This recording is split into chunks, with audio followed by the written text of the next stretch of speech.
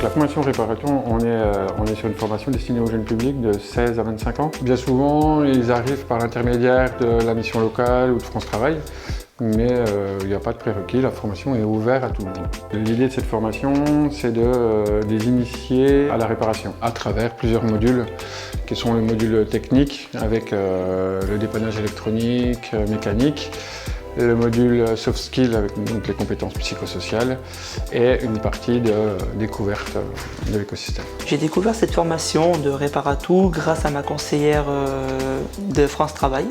Je faisais aussi un peu d'informatique à la maison et elle m'a dit que ça pouvait faire un peu plus de compétences et de savoir.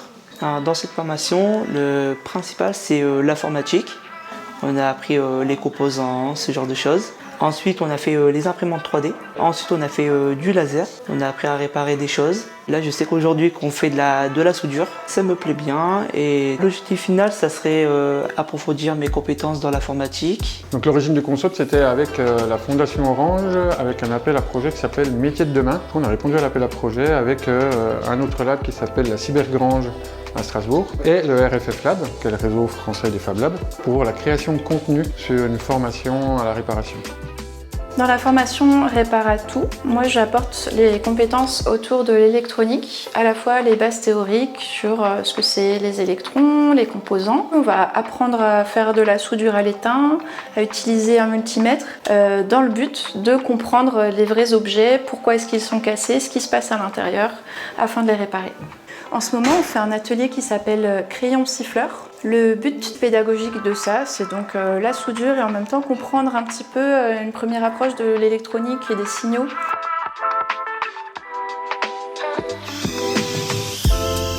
L'objectif final pour les stagiaires, c'est de monter en compétences et d'être plus autonome, plus à l'aise avec la réparation, d'avoir une première approche de ces métiers de la réparation et de ne pas être perdu devant un circuit électronique. Donc la FRAP, c'est une association d'éducation populaire et on est partenaire de 8 Fab Labs sur la formation Réparatou, sur tout le module compétences psychosociales.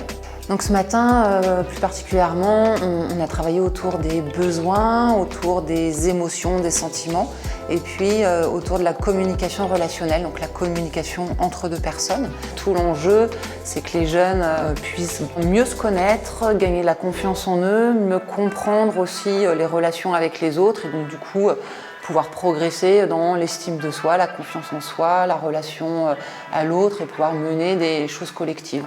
Au niveau de la partie mécanique, on va dire apprentissage machine, donc on leur fait utiliser des machines, donc des imprimantes 3D, de la découpe laser, des plotteurs de découpe, enfin toutes des machines de fabrication numérique et dans l'idée de réparer des pièces mécaniques endommagées sur des appareils. Donc on leur fait démonter les appareils, on prélève les pièces endommagées et on les redessine, on les remodélise en 3D et ensuite on les refabrique avec une de nos machines à commande numérique. Sur les visites, en fait, on a beaucoup été dans des entreprises qui reconditionnent de l'électroménager et de leur montrer qu'il y a plein d'écosystèmes de ressourceries, d'entreprises qui font du reconditionnement ou de la réparation en fait.